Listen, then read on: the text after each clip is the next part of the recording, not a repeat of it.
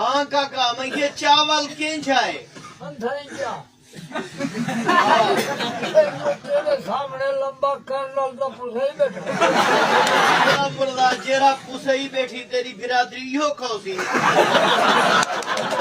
बाकी ये है कि मैं चावल लिठे में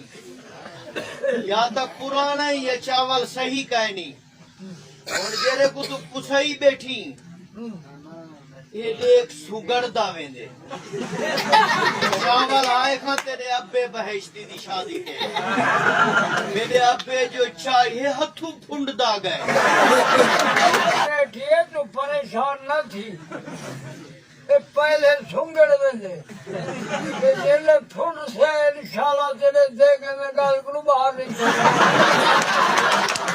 और देख अब्बे तेरे दी शादी ते कर्नल चढ़िए तेरी ते कर्नल चढ़िया पे आई तरक्की करो हाँ तेरी ते कायनात चढ़ी पियो।